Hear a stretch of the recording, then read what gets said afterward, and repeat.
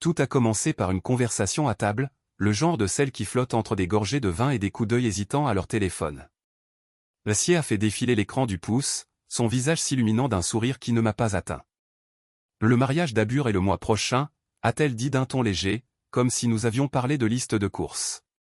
Sa famille lui a trouvé un billet en première classe. Elle est tellement excitée. À la façon dont elle a parlé de sa famille, on aurait dit un club exclusif, auquel je n'avais pas encore mérité d'être membre. J'ai pris une gorgée d'eau pour calmer le feu.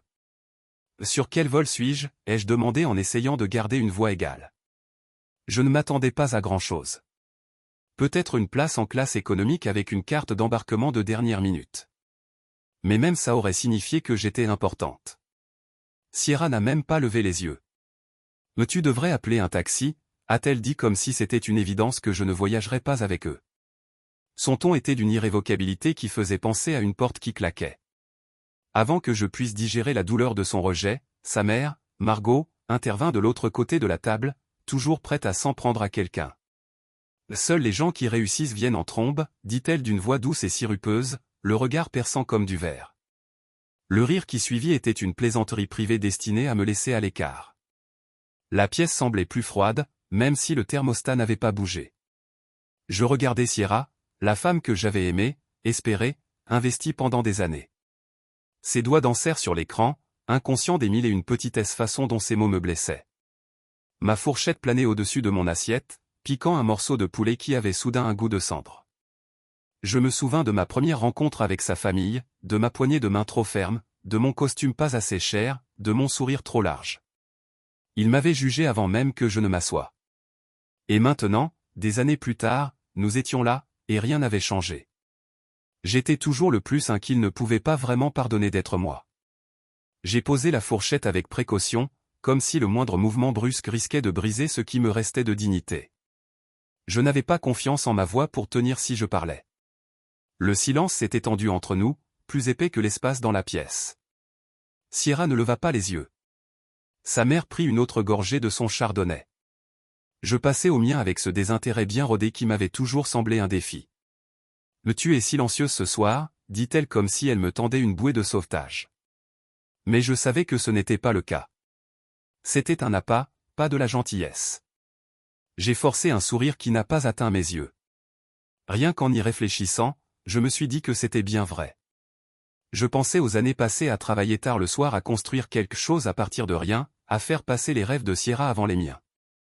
Je pensais à la fois où j'avais proposé de payer les frais de scolarité de sa sœur lorsque l'entreprise de leur père avait traversé une mauvaise passe. Je repensais à la façon dont j'avais donné sans compter, et à l'instant où j'avais l'impression que rien de tout cela n'avait d'importance. Margot pencha la tête, les yeux brillants. Elle pensait à ce que je voulais dire. Au jour où je cesserai enfin de te laisser me rabaisser. Mais je ne l'ai pas fait. J'ai dit juste des trucs de boulot. Elle renifla, pas impressionnée. Toi et tes petits projets informatiques. Elle aurait tout aussi bien pu me tapoter la tête. Sierra, tu as vu ce nouveau restaurant qui a ouvert en centre-ville. Je pense qu'on devrait y aller la semaine prochaine. Sierra se redressa. J'étais ravi par le changement de sujet. Oh oui. J'ai lu les critiques. Tout le monde dit que c'est génial. Et d'un coup, j'étais invisible.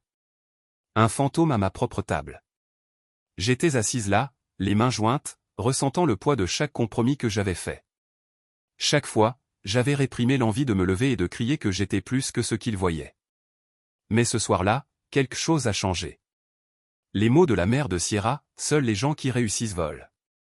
Et j'ai atterri comme un marteau, rendant mon verdict. J'avais été trop poli pour me battre. Je me voyais dans le reflet de la vitrine derrière elle. Le regard éteint, le dos trop droit, le visage trop contrôlé. Je ne reconnaissais pas l'homme qui me fixait. Je me suis excusé tôt, l'appétit coupé depuis longtemps, la conversation s'étant reportée sur les vols, les robes et les listes d'invités. Debout dans le couloir, j'écoutais le rire résonner au loin comme la bande-son de mon propre effacement.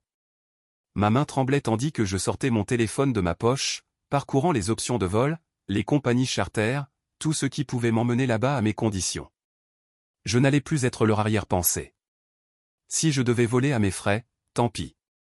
Si je devais leur prouver que j'étais à ma place, non, que j'avais toujours été à ma place, alors je le ferais. Parce que ce billet n'était peut-être pas le mien à leurs yeux, mais je serais damné si je les laissais décider où j'atterrirais. Ils ont toujours pensé que j'étais l'échec. Un ingénieur logiciel discret de Tacoma qui ne portait jamais de costumes appropriés ni ne participait à leur brunch au champagne. Le père de Sierra, Grant, avait un jour qualifié mon travail de mignon, comme si le travail que j'avais bâti de toutes pièces n'était qu'un hobby. Je me souviens de la condescendance de ces mots, comme s'il tapotait la tête d'un enfant pour avoir colorié entre les lignes. J'entends encore sa voix quand je ferme les yeux. Un baryton doux qui portait le poids de l'argent et de générations de certitude qu'ils étaient meilleurs que nous tous. Ce soir-là, à table, son sourire narquois s'était installé à travers la pièce commun. Il n'avait pas besoin de le dire ouvertement. Son silence était une condamnation en soi. Et la mère de Sierra, Margot, avec son sourcil constamment levé et son dédain mesuré, trouvant toujours un nouveau moyen de me rappeler que je n'étais pas des leurs. Ils me voyaient comme l'homme qui s'était marié, celui qui avait réussi à entrer dans leur monde parfait. J'étais le suiveur, la pensée après coup, le cas de charité qu'ils toléraient pour le bien de Sierra. Peu importait que j'ai monté ma propre entreprise de toutes pièces avec rien d'autre qu'un ordinateur portable et un bureau de fortune dans la chambre d'amis de notre premier appartement. Peu importait que les heures que j'avais passées à écrire des lignes de code et les nuits blanches et payer la moitié des vacances dont ils se vantaient auprès de leurs amis du country club. Rien de tout cela n'avait d'importance, car à leurs yeux, je n'étais jamais assez. J'étais au mieux un simple remplaçant. J'avais toujours souri ce soir-là, pourtant. J'avais hoché la tête aux bons endroits. Je les avais laissés croire qu'ils avaient raison. Leurs paroles n'étaient pas plus tranchantes que n'importe quelle lame. Car à quoi bon riposter?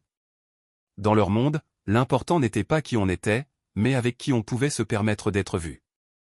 Et Sierra, elle était le ticket qui m'avait ouvert la porte. Mais cette phrase, « Seuls les gens qui réussissent arrivent », a fait l'effet d'une gifle et je ne pouvais plus l'ignorer. Le problème avec la sous-estimation, c'est qu'on finit par y croire. On se dit qu'ils ont peut-être raison, qu'on n'est peut-être pas à la hauteur, qu'on se contente de se déguiser en costume trop petit. Mais j'avais passé trop d'années à travailler, à construire, à me sacrifier pour laisser cette voix prendre le dessus. Je n'étais pas l'homme qu'ils pensaient. J'étais plus. J'avais toujours été plus. Et s'ils ne le voyaient pas, alors il était peut-être temps de le leur montrer. Ce soir-là, après le dîner, je me suis assis à mon bureau dans la pénombre du bureau, la lueur de mon écran d'ordinateur reflétant un visage plus âgé qu'il n'aurait dû. Je me suis passé les doigts dans les cheveux, ressentant le poids de tous les compromis que j'avais faits pour m'intégrer à un monde qui ne voulait pas de moi. J'avais laissé la famille de Sierra définir ma valeur trop longtemps. J'avais laissé leurs murmures et leurs compliments indirects saper les fondations que j'avais construites.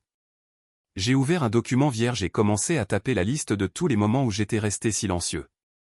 Toutes les fois où j'avais ravalé ma fierté pour préserver la paix.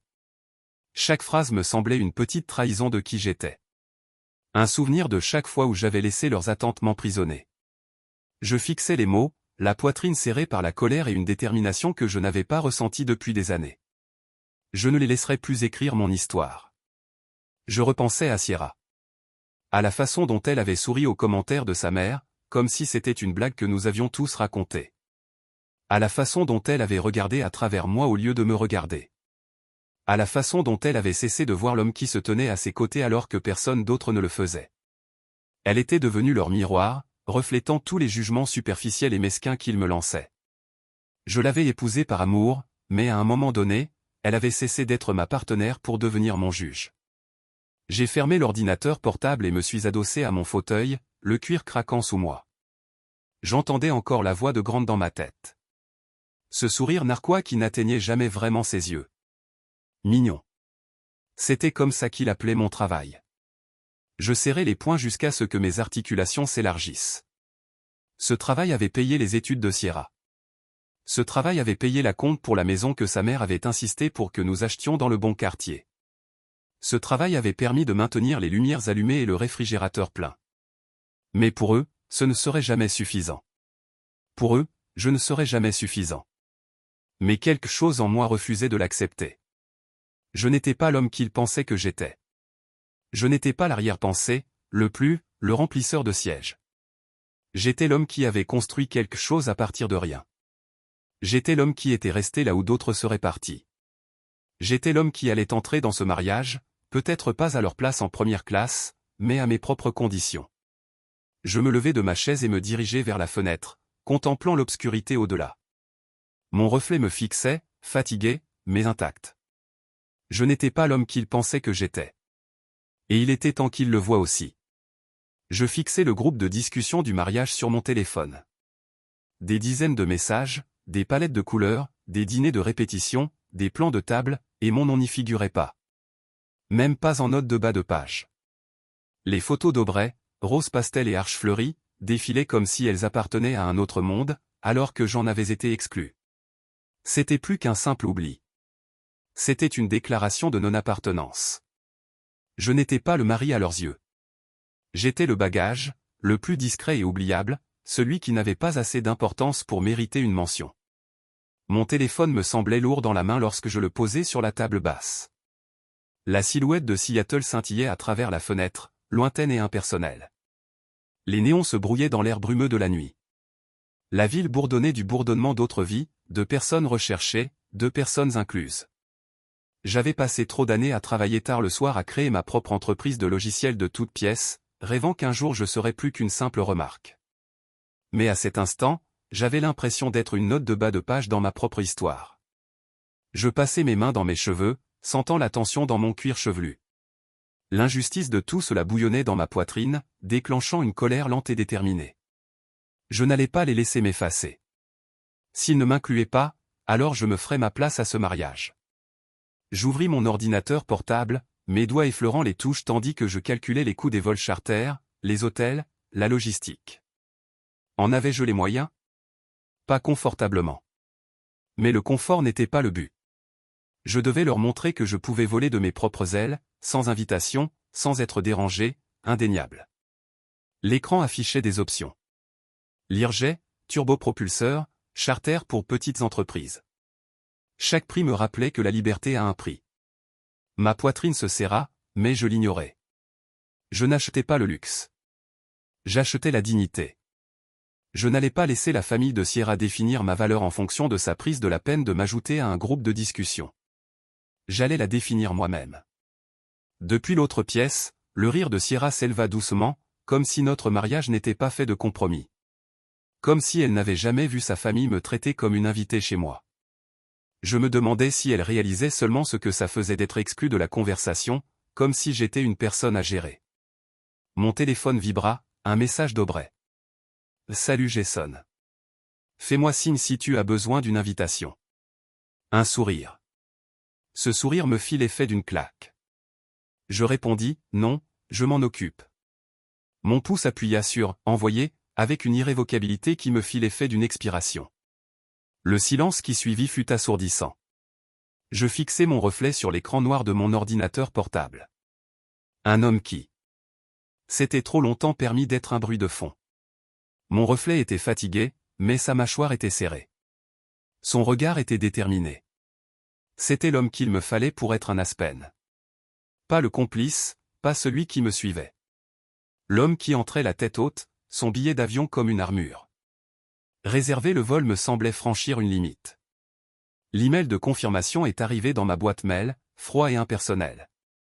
Le Gulfstream G150 décollerait à midi le jour du mariage et me poserait à Aspen Pekin juste avant la cérémonie, juste à temps pour faire une entrée incontournable. Le prix me serrait l'estomac, mais le jeu en valait la chandelle.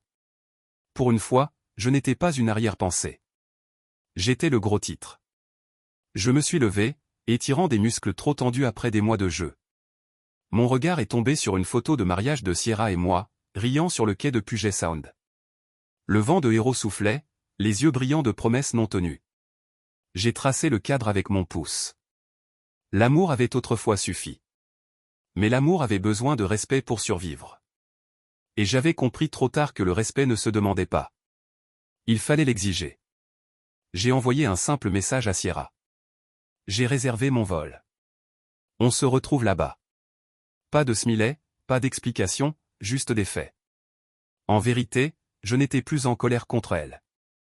J'étais en colère contre moi-même d'avoir laissé sa famille me rapetisser, d'avoir laissé leurs opinions compter plus que les miennes.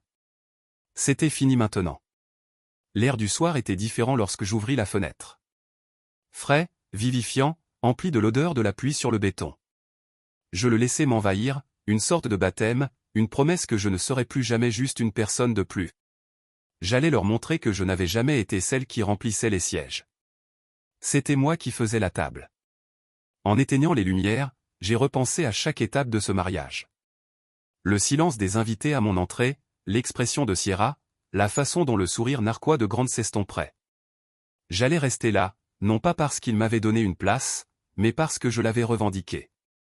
Et pour la première fois depuis des années, j'ai ressenti une sorte de paix. J'ai contacté Mika ce soir-là, son nom toujours enregistré dans mon téléphone comme une bouée de sauvetage. Nous étions amis depuis la fac, même si nos chemins avaient radicalement divergé, la logistique des jets privés et le mien, l'ingénierie logicielle. Mais la confiance fondamentale ne s'était pas érodée. Je n'avais pas besoin de sa pitié. J'avais besoin de son expertise. Je lui ai envoyé un texto. Rendez-vous pour Aspen. À la dernière minute. Tu as quelque chose qui m'amène là-bas avec style? Sa réponse est venue rapidement, comme s'il attendait ce moment. Tu veux entrer ou tu veux être vu? J'ai souri, lisant la question comme un défi. Les deux. J'ai répondu. Mika n'a pas demandé pourquoi. Il n'a pas ri de l'absurdité de la chose. Il s'est juste mis au travail. C'est pour ça que je l'avais toujours apprécié. Il comprenait que parfois, faire une entrée remarquée faisait la différence entre être ignoré et être indéniable. Les détails étaient assemblés avec une précision que seul Mika pouvait atteindre. Un Gulfstream G150. Une élégante voiture argentée qui semblait appartenir à quelqu'un d'important. Une réservation VIP annulée avait ouvert une fenêtre. Juste le temps pour moi de me glisser avant le début du mariage. Ça aurait été serré, peut-être même au risque de rater le début de la cérémonie, mais c'était là le but. Je ne cherchais plus à me fondre dans la masse. J'essayais d'être impossible à ignorer. Le prix m'a rendu perplexe, une somme qui aurait fait tourner la tête à la mère de Sierra. Mais j'ai payé sans hésiter. Ce n'était pas juste un vol. C'était une déclaration, un rappel, pour eux et pour moi-même, que je n'avais pas besoin de leurs invitations pour prendre ma place. J'ai réservé. Sans hésitation. L'email de confirmation m'a fait l'effet d'un drapeau planté en territoire ennemi. Quand j'ai dit à Mika que j'étais partante, il n'a pas édulcoré. Ça va se faire remarquer, a-t-il dit. Tu es sûre d'être prête pour ça? J'ai repensé au sourire narquois de Margot, au sourire condescendant de Grant, au ton dédaigneux de Sierra. J'ai repensé à toutes les fois où il m'avait fait me sentir moins importante. Et puis j'ai pensé à chaque heure que j'allais passer dans cette chambre d'amis, à chaque client que j'avais décroché, à chaque révision de code nocturne qui payait leur vin de luxe et leurs chaussures de créateur. Ouais, ai-je dit. Qu'il voit. La veille du vol, j'ai fait mes bagages avec soin. Pas d'eau de Cologne bon marché ni de costume d'occasion cette fois. Gris ardoise, ajusté, assez élégant pour déjouer leurs attentes. Chaque détail comptait désormais. Même les chaussettes, noires avec une discrète rayure argentée. Discrète, mais incontournable. Je voulais ressembler à l'homme qu'ils avaient sous-estimé. L'homme qui avait bâti un empire pendant qu'il sirotait des mimosas et bavardait sur les affaires des autres. En fermant mon sac, j'ai pensé à Sierra, à la vie que nous avions construite ou essayé de construire ensemble. Le rire qui avait pris de l'ampleur, l'amour qui s'était transformé en quelque chose de transactionnel. Je me demandais si elle reconnaîtrait seulement l'homme qui descendait du jet. Peut-être verrait-elle ce qu'elle avait perdu.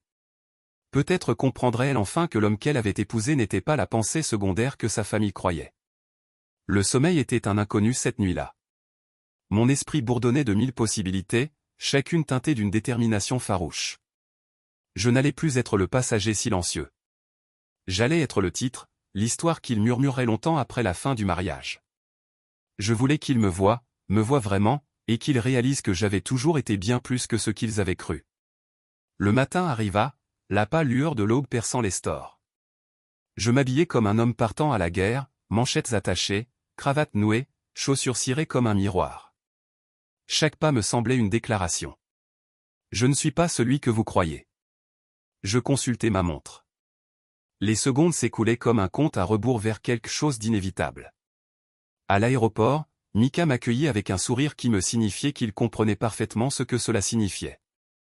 « Prête à faire une entrée ?» demanda-t-il, les yeux pétillants de malice. J'acquiesçai, l'estomac noué par l'impatience. Allons-y, dis-je en le suivant sur le tarmac. Le Gulf Stream luisait sous le soleil matinal, une invitation à un nouveau chapitre de ma vie. À l'intérieur, l'habitacle sentait le cuir et le succès.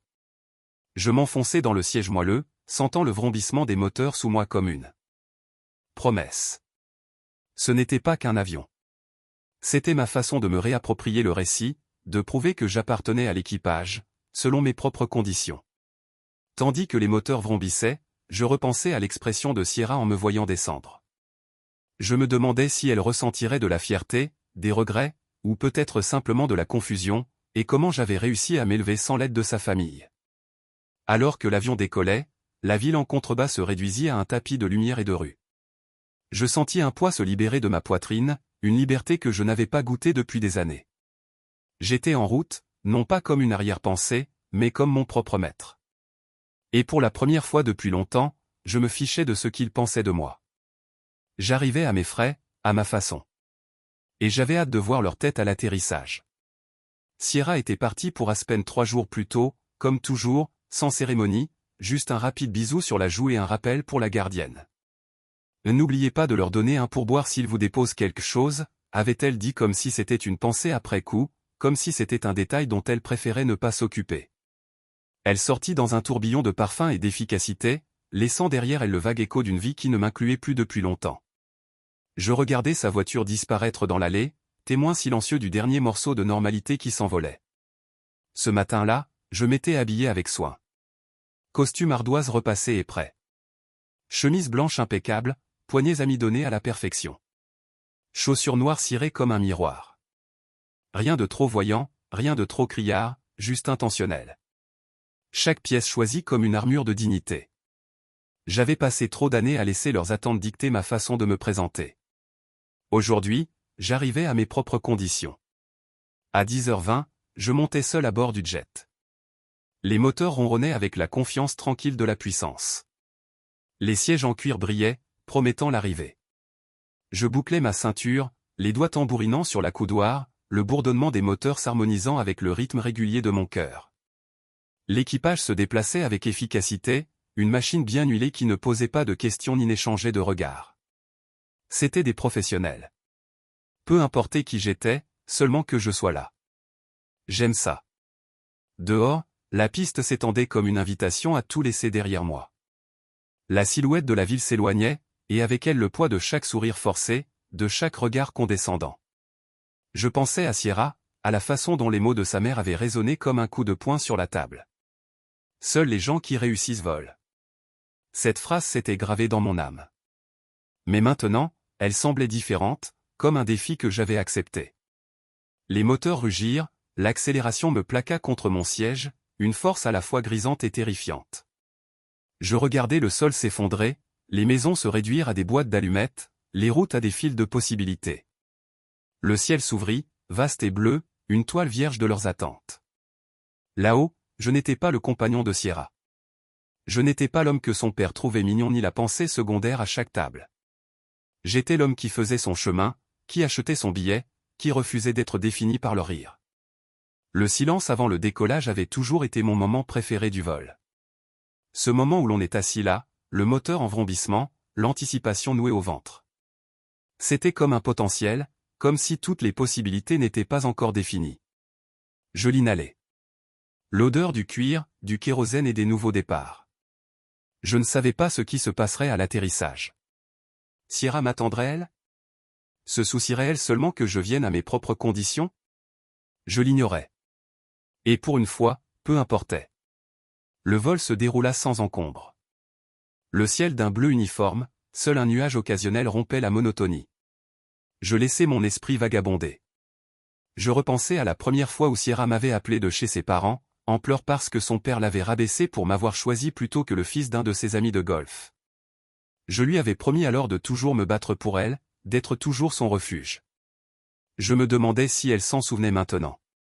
Je me demandais si elle avait seulement vu l'homme que j'étais devenu. Je regardais par la fenêtre, les nuages filant comme des témoins silencieux. J'imaginais l'expression de Margot en me voyant entrer. Le sourire de Grande s'estomperait. Les yeux de Sierra s'écarquilleraient de surprise ou de déception. Je ne venais pas pour faire une scène. Je ne venais pas pour me battre. Je venais parce que j'avais gagné le droit de me tenir dans cette pièce, d'occuper l'espace, de leur montrer que je n'étais pas l'homme qu'ils avaient toujours cru. La voix du pilote grésillait dans l'interphone. Nous sommes à l'heure pour la cueillette des trembles, arrivée vers 13h45. La descente devrait être douce. J'ai hoché la tête, même s'ils ne pouvaient pas me voir. Une descente douce. C'est ce que je recherchais depuis des années. Un moyen d'atterrir sans faire de vagues. Mais parfois, il fallait faire des vagues. Parfois, il fallait laisser le silence se transformer en rugissement. J'ai fermé les yeux, sentant le bourdonnement des moteurs sous moi. Un rythme régulier qui ressemblait à un battement de cœur. Je repensais à chaque fois où je les avais laissés me faire taire. Chaque fois où j'avais souri, hoché la tête et ravalé les mots que je voulais dire. Plus maintenant. À l'atterrissage, je ne serai pas le personnage secondaire. Je ne serai pas le complice. Je serai l'homme qui refuse d'être ignoré. À mesure que l'avion descendait, le sol devint net. Vallée verdoyante, sommets enneigés, route sinueuse qui menait à l'endroit où tout allait basculer. J'ai ajusté ma cravate, regardé mon reflet dans le hublot poli et redressé les épaules. Je n'étais pas nerveuse. Je n'avais pas peur. J'étais prête. Lorsque les roues ont touché le sol, un calme m'a envahi, une clarté que je n'avais pas ressentie depuis des années. Je me suis levé, j'ai rassemblé mes affaires et je suis descendu de l'avion dans l'air pur de la montagne. Personne ne s'attendait à ce que j'arrive comme ça. Et c'était exactement le but. Nous avons atterri 3 heures après l'heure de départ prévue. Et je ne me suis pas précipité. Je ne voulais pas me précipiter. Le but de ce vol, de cet instant, était d'arriver à ma guise. D'entrer dans leur mariage soigneusement orchestré comme une onde dans l'eau calme de leur plan. Une voiture noire attendait sur le tarmac. Élégante, polie, le genre de voiture qui ne pose pas de questions. Je me suis installé à l'arrière, sentant le poids du décalage horaire et l'impatience s'installer comme une pierre dans ma poitrine. J'ai donné l'adresse au chauffeur, Smith Chapel. Ma voix n'a pas tremblé. Mon cœur, si. Je gardais le regard fixe, le monde se brouillant dans un tourbillon de verre et d'or. La cérémonie avait déjà commencé. Je le voyais au regard poli mais discret du personnel. Je me balançais entre moi et leur montre. Je ne leur prêtais aucune attention. Je lissais ma veste de costume, ajustais mes boutons de manchette. Je n'étais pas venu ici pour me fondre dans la masse. J'étais venu ici pour m'assurer qu'ils me voient. Chacun d'eux. Lorsque nous arrivâmes à la chapelle, le soleil commençait sa lente descente, projetant une lueur mielleuse sur le parking. Des arches fleuries blanches se dressaient telles des sentinelles, gardant un monde où j'avais toujours été à moitié invité. De la musique flottait à travers les portes ouvertes, un piano doux, un chœur de rire poli. Le chauffeur ouvrit ma portière. Je sortis, laissant les remplir mes poumons comme un défi. 2 placeurs en haut des marches se tournèrent pour me barrer le passage, les bras croisés dans un geste qui en disait plus que des mots. Monsieur, commença l'un d'eux, mais je l'avais déjà dépassé. Je ne m'arrêtai pas. Je ne ralentis pas. Je me laissais porter par mes pas, le rythme régulier de mon cœur s'harmonisant avec la sourde pulsation de défi dans ma poitrine. Ma main se tendit vers la poignée, une brève hésitation me saisissant comme un souffle retenu trop longtemps. Puis je poussai la porte. On aurait dit une scène de film. Les têtes se tournèrent, les bouches se figèrent. Le pianiste joua une fausse note. L'espace d'un instant, ce fut comme si toute la salle avait aspiré d'un seul trait, attendant que je m'excuse ou que je me rétracte. Mais je ne le fis pas. Je laissai leurs escaliers me submerger comme une pluie. Je trouvai Sierra en premier, le visage pâle, les yeux écarquillés par le choc de quelqu'un qui vient de voir un fantôme. La flûte de champagne de Margot tremblait dans sa main. Le sourire de Grande vacilla, ce sourire condescendant et expérimenté s'effaçant d'un cheveu. Je ne les regardais pas. Pas vraiment. Je gardais les yeux fixés devant moi, le dos droit, le menton levé. Chaque pas dans cette allée me donnait l'impression de récupérer quelque chose qu'il m'avait volé. Ma dignité, mon estime de moi-même, ma place à table. Le marié, Isaac, fut le premier à rompre le silence. Son visage passa de la confusion au soulagement, ses yeux s'illuminant comme si je venais de lui tendre une bouée de sauvetage. « Salut, mec », murmura-t-il d'une voix basse mais reconnaissante. « Tu es vraiment venu. Je lui adressai un petit sourire sincère. Tu auras besoin d'un raccompagnement aussi, dis-je d'une voix claire et posée, qui résonna dans la foule silencieuse. Et quelques personnes rirent, de vrais rires spontanés qui firent fondre la tension. Isaac se plia en deux en secouant la tête. Tu es une légende, murmura-t-il. Aubrey, la mariée, m'a adressé un demi-sourire, stupéfaite, mais pas en colère, juste surprise. Sierra ne répondit pas. Sa mâchoire se serra si fort qu'elle aurait brisé un diamant. Margot cligna rapidement des yeux, comme si elle me fixait assez longtemps, et je disparaîtrais. Je ne le fis pas. Je restai planté là, laissant l'officier trébucher sur ses notes, laissant la salle se rééquilibrer autour de moi. Je m'assis au premier banc, juste à côté de ma femme, qui n'avait toujours pas prononcé un mot. L'odeur de son parfum me frappa, rappel familier et doux amer des années passées à faire semblant que l'approbation de cette famille comptait. Je joignis les mains et regardai droit devant moi. Je n'avais plus besoin de leur approbation. J'étais arrivé à mes propres conditions, et cela me suffisait. Pour la première fois depuis des années, j'avais l'impression d'être enfin arrivé. La salle se tut dès que je franchis le seuil. C'était le genre de silence qui en disait long. Un vide qui engloutissait les rires, les banalités, et même les notes de la mélodie prudente du pianiste. Tous les regards se tournèrent vers moi. L'homme qu'ils ne s'attendaient pas à voir, celui qu'ils avaient toujours pensé pouvoir oublier facilement. Mais je ne les oubliais pas. Pas aujourd'hui. Je sentais leur regard comme la chaleur du soleil. Chaque regard me brûlait la peau. Le visage de Sierra était un dessin parfait, pâle comme un choc. Ses lèvres s'entr'ouvrirent, mais aucun mot ne sortit. La flûte de Margot, à moitié levée, tremblait dans sa main. Le sourire narquois de Grant avait disparu, remplacé par une fine ligne de confusion, et peut-être, juste peut-être, une lueur de respect. Cela n'avait plus d'importance. Leurs attentes, leurs suppositions, il les avait brandies comme des armes pendant des années, dénaturant qui j'étais jusqu'à ce que je les croie presque. Mais c'était fini. Aujourd'hui, je me tenais dans cette pièce comme un homme qui avait gagné sa place. Je ne me précipitais pas. Chaque pas dans cette allée me semblait délibéré, comme si je récupérais chaque centimètre carré de terrain qu'ils essayaient de me refuser. Je laissais mon regard effleurer les visages, certains inconnus, d'autres familiers. Tous attendaient de voir ce que j'allais faire. Mon costume était une armure. Chaque fil était tissé avec détermination. Chaque bouton était une déclaration que je n'étais plus l'arrière-pensée, l'observateur silencieux. La musique trébuchait, les doigts du pianiste frappaient une fausse note qui résonnait dans le silence. Je ne bronchais pas. Je continuais à marcher, les yeux fixés sur Isaac, le marié, qui se tenait devant, tel un phare dans la tempête. Son visage passa de la confusion au soulagement, ses épaules s'affaissant dans un soupir silencieux. J'avais toujours apprécié Isaac. Il ne m'avait jamais traité comme un complice, ne s'était jamais joint à la campagne silencieuse de la famille pour me réduire à l'impuissance. Et maintenant, dans ses yeux, je lisais de la gratitude, comme s'il savait que ma présence signifiait quelque chose. Je le rejoignis et lui posai une main sur l'épaule. « Tu auras besoin d'un retour aussi, dis-je d'une voix basse mais pleine de force. Un éclat de rire fit fondre la tension. Certains sincères, d'autres forcés. Isaac laissa échapper un soupir qui semblait le retenir depuis le début de la cérémonie. « Oh là là, j'arrive pas à croire que tu sois venu, murmura-t-il, les yeux brillants. Je ne raterai pas ça, dis-je. Et je le pensais. Parce que ce n'était pas seulement à eux. C'était à propos de moi, de me prouver que je pouvais me tenir ici, sans peur, sans excuse. Sierra n'avait toujours pas parlé. Sa mâchoire serrée, ses yeux se dressant entre moi et le reste de la pièce. Ses lèvres une mince ligne de désapprobation, mais même elle n'a pas trouvé les mots pour me couper. Toi, sa voix vacillait.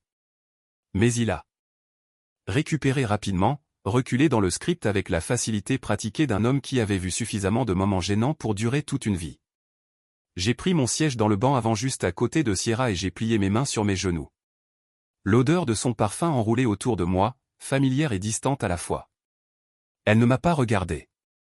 Elle regarda droit devant, sa colonne vertébrale rigide, sa respiration peu profonde. Je m'en fichais.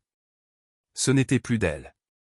La cérémonie a continué, les mots me lançant comme une langue que j'avais oubliée. Je les laisse couler. Laissez les rituels se dérouler, mais mon esprit est resté vif, concentré sur la raison pour laquelle j'étais ici. Je n'étais pas là pour faire une scène ou voler les projecteurs. J'étais ici pour me tenir debout, pour leur rappeler moi-même que je n'étais pas l'homme qu'ils avaient toujours supposé. J'étais l'homme qui pouvait se lever, l'homme qui pouvait entrer dans leur monde selon ses propres conditions et prendre place sans excuse. Alors que les vœux étaient échangés, j'ai attiré l'attention d'Isaac et il m'a donné le plus petit signe de tête, un merci, une promesse silencieuse qu'il a compris. Et c'était suffisant. Parce que je n'étais pas seulement là pour moi. J'étais ici pour chaque fois qu'ils essayaient de me faire sentir petit. Pour chaque instant, ils laissaient leur rire me noyer. Aujourd'hui, j'étais l'homme qui reviendrait. Ne pas mendier pour un endroit, mais pour le réclamer. La pièce se tait à nouveau alors qu'ils s'embrassaient, des applaudissements éclatants comme de la pluie sur un toit en étain.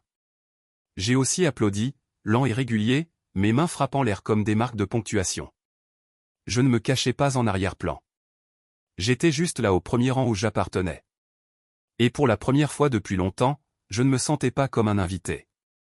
J'avais l'impression d'être enfin à la maison. Le rire craquait comme du tonnerre, roulant à travers l'espace caverneux de la chapelle et rebondissant sur les murs en marbre avec une résonance qui semblait agrandir chaque petit rire, chaque secteur, chaque soupir. Je me tenais là, l'écho de mes propres mots. Il aura également besoin d'un retour en arrière, toujours suspendu dans les airs comme un défi. Isaac doublait, ses rires en lambeaux mais authentiques. Et à ce moment-là, j'ai vu la tension s'écouler de ses épaules. Vu les lignes d'inquiétude s'estomper de son front. Pendant une seconde, j'ai vu le garçon que j'avais rencontré il y a des années, celui qui avait ri de mes blagues. Celui qui ne m'avait jamais regardé comme si j'étais moins qu'un égal. Je viendrai ici pour moi. Mais debout à côté de lui, j'ai réalisé que je venais ici pour lui aussi. Aubrey tourna lentement la tête, son voile attrapant la douce lueur des bougies qui bordaient l'autel. Son demi-sourire était à parts égales stupéfait et soulagé. Peut-être qu'elle n'avait pas voulu le spectacle. Peut-être qu'elle avait. Mais maintenant, elle l'avait, tout comme tout le monde. Sierra, ma femme, si c'est ce qu'elle était encore, assise surgelée sur son siège. Sa mâchoire se serra si étroitement que je pensais qu'elle pourrait casser une pileuse. Ses yeux se sont éloignés de moi à la foule et à nouveau comme un animal acculé à la recherche d'une sortie. Mais il n'y a pas eu de sortie cette fois. Pas pour elle, pas pour moi. Pas pour aucun d'entre eux. Margot, toujours l'image du sang-froid, était assise raide et royale, mais le tremblement délicat de sa main la redonne. La flûte à champagne qu'elle avait allaitée toute la soirée a menacé de se glisser de ses doigts. Elle a pris une gorgée mesurée, ses lèvres pressant dans une fine ligne de désapprobation, comme si le goût des bulles avait aigri avec ma présence. Elle ne m'a pas regardé. Cela aurait dû reconnaître que j'avais réussi à écraser leur parfait petit tableau. L'officier efficace, pauvre et maladroit, tâtonna avec ses notes, ses yeux se précipitant entre moi, le marié et la mariée comme si elle cherchait des conseils. Son visage était pâle, ses mains tremblant juste assez pour que la bandoulière d'or qu'il portait semblait briller d'énergie nerveuse. Il s'éclaircit la gorge, le son petit et inadéquat dans l'atmosphère chargée. Allons-nous ? Allons-nous continuer ? Il balbutia, sa voix se levant comme une question à personne en particulier. Et s'il vous plaît, dis-je, ma voix calme même. Ne pas garder la mariée en attente. Mon ton n'a pas porté de malveillance, mais il portait du poids. Une déclaration que je n'allais nulle part. J'ai vu la Sierra tressaillir, et quelque chose en moi durcit. Croyais alors que je l'ai cru. Sache si bien. Mais j'avais passé trop de nuits dans cette ombre de famille pour être réfrigéré maintenant. À la fin de la cérémonie, les invités se sont levés comme une marée, une vague de robes pastel et des costumes sur mesure. Ils ont dérivé vers les allées, désireux de la réception, désireux des photos et des discours et la petite conversation sans fin qui les a rendus importants. Je suis resté sur mon siège, mes mains pliées, mes yeux fixés sur le devant de la chapelle. J'ai senti la présence de Sierra à côté de moi comme un poids, son parfum griffant et lourd. Elle ne parlait pas. Nous n'avons pas non plus dit que moi. Isaac descend dans l'allée, son visage rougi de soulagement et de joie. Il s'arrêta quand il m'a atteint, sa main étendue, son sourire authentique. « Je suis content que tu sois venu, » a-t-il dit, sa voix assez bas pour que je puisse l'entendre. Cela signifie beaucoup. Je ne le manquerai pas, j'ai répondu. Et pour la première fois ce jour-là, je le pensais. Parce que même au milieu de leur monde organisé et froidement parfait, il y avait des gens comme Isaac qui m'ont rappelé cette décence n'était pas complètement mort dans la lueur de leurs lunettes de champagne. Sierra ne m'a pas regardé quand elle s'est tenue, ses mouvements mécaniques, pratiqués. Elle se tourna pour suivre sa famille, les lignes de son corps enseignaient avec tension. Je l'ai regardée partir, me demandant si elle se souviendrait même de ce moment dans les années. Je me demande si cela la entrait comme cela me entrait. Je ne l'ai pas suivie. Je n'ai pas poursuivi. Je l'ai laissé s'éloigner. La musique d'orgue a augmenté, les cordes triomphantes et grandes. Mais pour moi, cela ressemblait à une durée. Un adieu à l'homme que j'avais été. L'homme qui avait passé trop longtemps à attendre un endroit qui n'allait jamais être donné. Je me tenais, le poids de cette prise de conscience un étrange confort. Je n'attendais plus. Je ne demandais pas. Alors que je suis entré dans l'allée, je me sentais chaque œil sur moi, mais je n'ai pas rétréci. J'ai rencontré leurs escaliers avec un calme qui m'a même surpris. Laissez-les regarder. Laissez-les juger. Laissez-les parler de moi plus tard. Chuchotant mon nom comme une histoire. Édifiante. Ce n'avait plus d'importance. J'étais arrivé et je ne partais pas avant d'être prêt. La salle de réception était un labyrinthe scintillant de nappes blanches et de lustres en cristal. Chaque détail organisé pour impressionner. L'air sentait des lies et de la colonne chère. Je me suis déplacé comme un fantôme, intouchable, immunisé contre le rire poli et la pratique souris. La famille de Sierra flottait de table en table, les mains flottant, des voix tangées à droite. J'ai attrapé des extraits de conversation, des portefeuilles d'investissement, des vacances de ski, des ragots sur qui se mariait qui, le même vieux script livré par les mêmes anciens acteurs. J'ai trouvé un siège près du bar, commandé un verre de whisky. Soigné. Le barman, un jeune gars avec une manche de tatouage et d'yeux trop fatigué pour son âge, m'a donné un signe de compréhension. Une nuit difficile, il a demandé. Au long, répondis-je. Il a versé, le liquide ambré attrapant la lumière comme une promesse. J'ai pris une gorgée, la brûlure me stabilisant. Je laisse le bruit se laver moi, le rire et la musique et le tintement des lunettes. J'ai pensé à chaque fois que j'essayais de m'intégrer, chaque fois que j'avais porté le bon costume, disais la bonne chose, jouais le jeu et comment chaque fois que j'avais l'impression de jouer pour une foule qui ne s'applaudirait jamais. Ce soir, je ne jouais pas. J'avais fini avec les applaudissements que je n'aurais jamais. Le groupe a commencé, un numéro de jazz lisse qui semblait aussi faux que les sourires autour de moi. J'ai regardé Isaac prendre la main d'Aubrey, la conduisant à la piste de danse. Les deux se déplaçant avec une facilité qui me faisait mal à la poitrine. Il a attiré mon attention et je lui ai donné un signe de tête. Son sourire s'est élargi et pendant un moment le bruit s'estompa et ce n'était que nous deux hommes qui avaient trouvé leur propre façon d'être ici. Sierra passa, ses yeux glissant sur moi comme si j'étais des meubles. Elle s'arrêta pendant une demi-seconde comme pour dire quelque chose, mais elle a ensuite continué. Je ne l'ai pas arrêté. Je n'avais pas besoin de ces mots. Le silence disait plus que suffisant. Comme la nuit étiez-vous, j'ai regardé les gens dériver et sortir. Le rire laissant la place au bâillement. La musique passant de l'optimisation au ralentissement. Je n'ai pas bougé. Je n'ai pas dansé. Je ne me mêlais pas. J'ai existé. Et c'était suffisant. Parce que pour la première fois depuis longtemps, j'avais l'impression d'avoir gagné cet espace. Je venais selon mes propres conditions. Et je quitterai la même manière. Le dernier toast est venu. Le groupe qui fait ses valises, les serveurs nettoyant les tables. J'ai vidé mon verre, la dernière goutte tranchante sur ma langue. Je me tenais, sentant le poids de la nuit s'installer sur mes épaules. J'ai jeté un dernier coup d'œil. Une pièce pleine de gens qui avaient passé des années à essayer de m'oublier, et je ne ressentais qu'une certitude silencieuse que je ne les laisse plus jamais me définir. Quand je suis sorti dans l'air frais de la nuit, je me sentais plus léger que je ne l'avais fait depuis des années. Je viendrais ici pour être vu, et je l'avais été. Pas comme l'homme qu'il voulait que je sois, mais comme l'homme que j'étais vraiment. Et c'était tout, j'avais jamais besoin. Des photos se sont produites. Coupé à gâteau. Première danse. Je n'ai pas participé. J'ai existé. J'ai plané au bord de la pièce, en regardant avec le genre de détachement silencieux que j'avais perfectionné au fil des ans d'être l'homme qui ne convenait pas tout à fait. Je n'ai fait aucune scène, pas de discours. Je n'étais pas là pour attirer l'attention. J'étais là pour témoigner.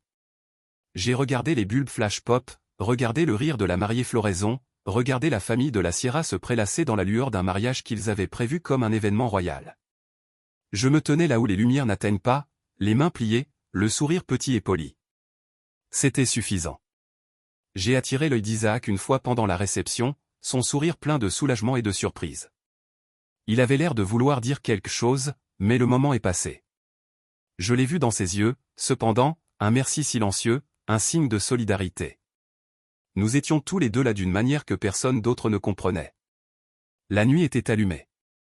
La musique est passée de lively à slow, le bavardage de l'excitation à la fatigue. Le rire de la Sierra a atteint mes oreilles plus d'une fois, haut et cassant comme le verre sur le point de se casser. Elle a traversé la foule avec une grâce pratiquée, mais j'ai vu les fissures. La façon dont ses yeux s'échappèrent comme si elle attendait quelque chose que quelqu'un se rendait correctement. Mais je n'étais plus cet homme. J'ai regardé la table familiale comme un champ de bataille. Margot tenait la cour, sa voix trop bruyante, son sourire trop large. Le rire de Grant était le même. Sharp, répété, plus pour le public que toute véritable joie. Je me souvenais de la première fois que je m'étais assis à leur table, nerveux, essayant de leur plaire, essayant d'être suffisant. Maintenant, je l'ai vu pour ce que c'était, une étape où seule leur ligne importait. J'étais un accessoire pour eux. Plus maintenant. Le groupe a joué une dernière danse lente. Une chanson d'amour classique qui n'avait jamais semblé plus triste. Un couple s'est balancé sous les lustres, perdu dans l'instant. Le monde a réduit à l'espace entre leurs pieds. Je me tenais au bord de la piste de danse en regardant Sierra bouger dans les bras d'un oncle ou d'un cousin. Quelqu'un qui avait toujours su être dans la lumière. Quelqu'un qui avait toujours eu un siège à la table. Elle ne m'a pas regardé. Je n'avais pas besoin d'elle. Son silence disait assez. À la fin de la chanson, j'ai trouvé Isaac par le bar, sa cravate se relâcha, ses cheveux en désordre. Et si vous vouliez dire ce que vous avez dit à propos de l'échappement de tout cela, dis-je, voix basse mais ferme. Maintenant, c'est ta chance. Il m'a cligné des yeux, surprise, comme s'il ne s'attendait pas à ce que je l'appelle. Mais alors son sourire a brisé son visage, large et libre. Mais tu es sérieux? Il a dit. Je suis. Il a abattu le dernier de sa boisson, a mis le verre sur le comptoir et s'est tourné vers la pièce. Ses yeux ont balayé les invités. L'argenterie polie, les pièces maîtresses soigneusement disposées. Il a expiré un rire qui était à moitié soulagement, à moitié incrédule. En faire oui, a-t-il dit. Nous n'avons pas fait de scène. Nous n'en avions pas besoin. Nous avons glissé par la porte latérale comme des fantômes quittant une maison hantée. L'air nocturne nous a frappés comme une bénédiction, coulée tranchante, remplie de parfums de pain et de possibilités. Isaac passa une main dans ses cheveux, les yeux brillants. Vous pensez vraiment qu'ils remarqueront que je suis parti? Je hausse les épaules. Ils pourraient. Mais vous en souciez-vous? Il laissa échapper un rire. Quelque chose d'honnête et sans garde. Non, a-t-il dit. Je ne le fais vraiment pas. Nous avons descendu le trottoir ensemble. Deux hommes qui avaient passé trop longtemps à jouer des rôles qui ne convenaient pas. Ma voiture attendait le trottoir, noir et élégant et silencieux. Isaac le regarda comme si c'était la liberté. J'ai déverrouillé les portes en un clic et il a glissé dans le siège du passager, son souffle se reprochant dans l'air froid. J'ai pris le siège du conducteur, le cuir froid contre mon dos, et j'ai commencé le moteur. Le bourdonnement du moteur ressemblait à un défi. J'ai jeté un coup d'œil à Isaac, son sourire large et plein de quelque chose comme l'espoir. Vous? J'ai demandé. Partout ici? Il a dit. Je me suis éloigné du trottoir, la nuit nous avalant entiers. Le mariage s'est estompé dans le rétroviseur, le rire et la musique et le tintement des lunettes réduits à un souvenir. Nous avons conduit en silence au début, la route se déplaçant devant nous comme une promesse. Les lumières de la ville ont cédé la place à des routes sombres, les étoiles furtivement dans les nuages comme des yeux vigilants. J'ai senti une légèreté dans ma poitrine comme si j'avais finalement lâché le dernier fil qui me liait à cette famille, ce monde. Isaac se tourna vers moi, ses yeux sérieux maintenant. Pourquoi venez-vous vraiment, Jason? J'ai gardé les yeux sur la route, mes mains stables sur le volant pour me rappeler que je n'ai jamais eu besoin de leur siège à table, ai-je dit. Je possède toute la putain de piste. Il laissa échapper un coup de sifflet, impressionné. Merde, a-t-il dit. C'est une façon de faire une sortie. J'ai ri. Le son authentique et profond. J'en ai fini avec les sorties, dis-je. Je suis tout au sujet des entrées maintenant. La nuit s'étendait devant nous, remplie d'inconnus. Mais je n'avais pas peur. J'avais passé trop d'années à attendre une invitation qui n'est jamais venue. Maintenant j'avais fini d'attendre. J'avais fini de demander. Je faisais ma propre place, et personne ne pouvait me prendre ça. Isaac se pencha en arrière sur son siège, un sourire jouant sur ses lèvres. Merci, mec, a-t-il dit. Pour tout. J'ai hoché la tête. Pas besoin, dis-je. Et n'oubliez pas ce moment la prochaine fois que vous vous sentez comme si vous n'apparteniez pas. Il gloussa, ses yeux se fermant. Ouais, il murmura. Ouais, je le ferai. Nous avons conduit en silence. La nuit de notre seul témoin, les étoiles notre seul public. Et dans ce silence, j'ai trouvé quelque chose que je n'avais pas ressenti depuis longtemps. Paix. Pas parce que j'avais gagné une certaine bataille. Non pas parce que je leur avais prouvé quelque chose, mais parce que je me suis prouvé quelque chose. Que j'avais assez. Que j'avais toujours été assez. Et comme les kilomètres s'étendaient derrière nous et que la route s'est déployée devant nous, je savais une chose avec une certitude qui me faisait mal à la poitrine. Je ne serai plus jamais un autre plus un plus un. Nous sommes retournés en silence. Isaac regardant par la fenêtre, étourdi. Pourquoi venez-vous vraiment? Il a demandé. J'ai répondu pour me rappeler que je n'ai jamais eu besoin de leur siège à la table. Je possède toute la putain de piste. Lorsque nous sommes à nouveau montés dans le jet, je ne me sentais pas triomphant. Je me sentais libre, non pas parce que je les ai montrés, mais parce que je me souvenais de qui je suis. Et à partir de ce jour, ils l'ont fait aussi. L'air nocturne à l'extérieur du jet était accroché avec un froid qui correspondait au soulagement dans ma poitrine.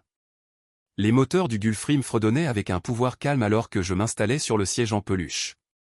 Le cuir refroidi contre mon dos, le poids de chaque mot tacite soulevant avec le rugissement des turbines. J'ai regardé l'équipage au sol passer par leurs mouvements, une danse de précision de pratique qui semblait réconfortante dans sa familiarité. C'était mon espace maintenant, pas les bancs bondés d'une chapelle, pas le bavardage vide d'une salle de réception. Ici dans la cabine d'un jet que j'ai réservé selon mes propres conditions. J'avais l'impression d'avoir finalement réclamé quelque chose que personne ne pouvait me prendre. Isaac était assis en face de moi, son costume froissé, sa cravate vous demanda, mais son sourire encore large. Mec, je ne peux pas croire que tu es passé, a-t-il dit, sa voix un mélange d'admiration et d'incrédulité. Je ne pensais pas que quiconque m'appelle sur cette conversation d'échappement. J'ai ri, le son résonnant dans la cabine, honnête et chaleureux. Je ne l'ai pas non plus, admis. Mais j'ai réalisé que si je n'avais pas pris cette chance, si je ne me suis pas présenté, alors je jouerais simplement le même jeu qu'ils ont toujours joué. Il hocha la tête, les yeux réfléchis. Vous savez, il a dit, vous m'avez donné une issue. Mais plus que cela, vous m'avez donné une raison de le prendre. Je me suis déplacé sur mon siège, laissant ses paroles s'enfoncer. Je n'étais pas venu ici pour le sauver. Je viendrai me sauver. Mais peut-être que dans le processus, j'avais fait les deux. Le moteur a roulé, le bourdonnement passant à un rugissement bas alors que nous commencions à taxi sur la piste. J'ai jeté un coup d'œil par la fenêtre sur les lumières en train de faire un clin d'ouverture.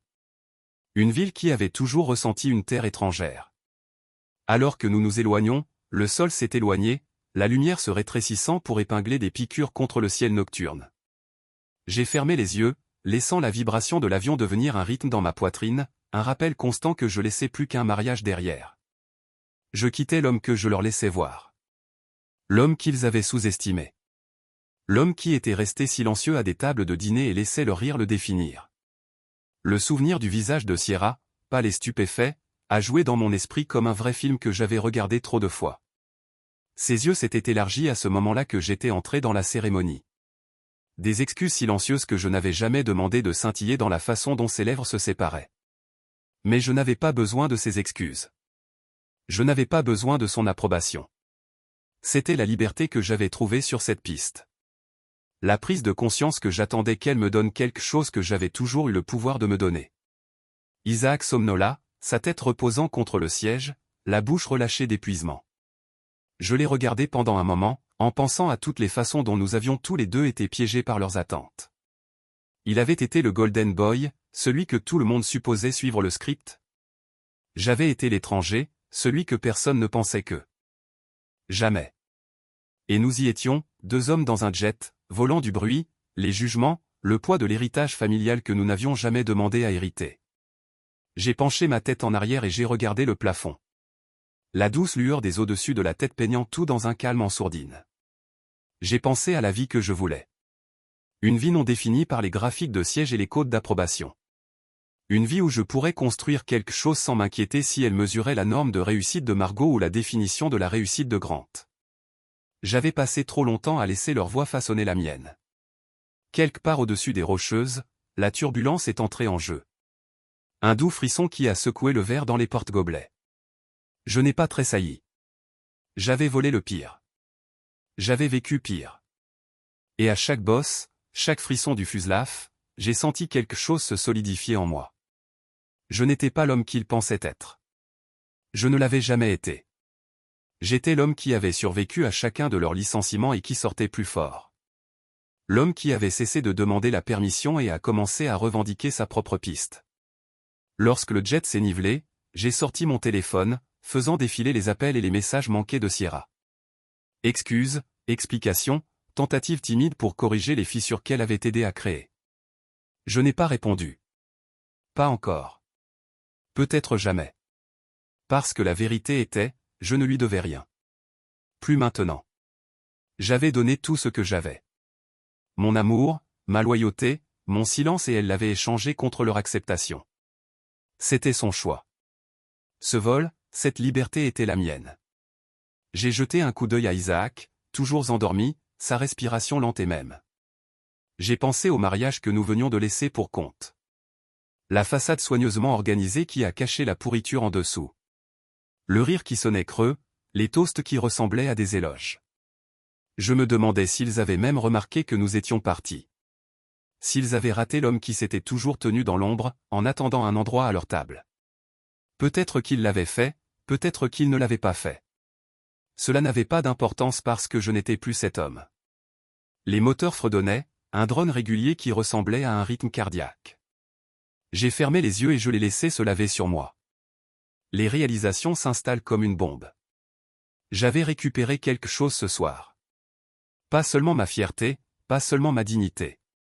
J'avais récupéré mon propre récit. J'avais arrêté d'attendre qu'il me voie et j'ai commencé à me voir. L'avion a commencé sa descente. Les lumières d'une nouvelle ville scintillaient au loin. Une promesse de quelque chose de différent. Je ne savais pas ce qui m'attendait là-bas. Je m'en fichais parce que je savais qui j'étais maintenant. J'étais l'homme qui possédait la piste. L'homme qui avait cessé de demander un siège et a commencé à construire sa putain de table. Alors que nous nous attirions, j'ai senti que les roues frappaient le tarmac, une secousse qui se répercutait dans ma poitrine comme une dernière marque de ponctuation. J'ai regardé Isaac, qui a éveillé, ses yeux berris, mais souriants. Vous ensuite? Demanda-t-il, sa voix rugueuse de sommeil, mais teintée d'espoir. J'ai souri en retour, un petit sourire satisfait. Partout où nous voulons, dis-je, et je le pensais. Parce qu'à partir de ce jour, le monde était grand ouvert, et je n'attendais la permission de personne pour le réclamer.